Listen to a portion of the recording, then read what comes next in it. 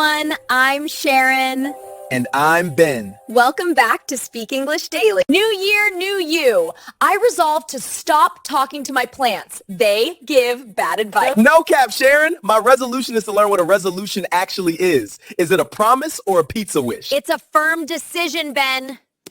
It's all about starting with a clean slate. A clean slate? My bank account still looks like 2024. Zero riz in my wallet right now. Learners, a clean slate means starting over, where past mistakes are wiped away. You know, Ben, a lot of our viewers are setting huge goals for their English fluency this coming year. I'm down for that. Let's kick off 2026 with idioms, slang, and the world's weirdest English tradition. Exactly. It's better to practice for 10 minutes every single day than for 3 hours just once a week. Consistency is everything. So, everyone watching, what is your number one English goal for the new year? If you want to turn over a new leaf, hit that subscribe button. Don't be mid with your studies. Resolution roast time. Sharon, I resolved to stop procrastinating starting tomorrow. Typical. You're not sticking to anything. To stick to it means to persevere. Hey, nothing ventured, nothing gained. No risk, no reward. I tried the gym yesterday. And did you actually go in, or did you just look at the building? The door was locked. I took it as a sign. I'm starting from scratch today.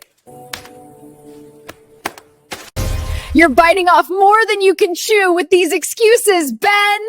I'm putting my best foot forward. Check the drip. I'm ready for the new year. It's about out with the old, in with the new. Let's talk about the big countdown. We're going to ring in the new year by traveling. Sharon, are you ready for the field trip? I'm ready. Learners, we are leaving the studio. Next stop, North Carolina. Whoa, we're in Mount Olive. Why is there a giant pickle hanging from a crane? It's the pickle drop.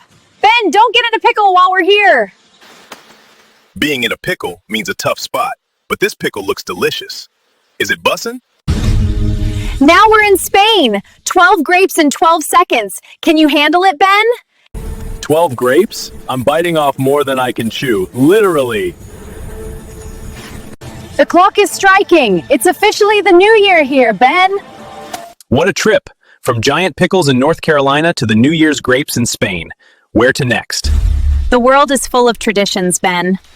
I think we're just getting started. But hey, we aren't done yet. Our next stop is going to be even bigger. We've got our tickets and we're ready for the next leg of the journey. Let's go. Fasten your seatbelts, everyone.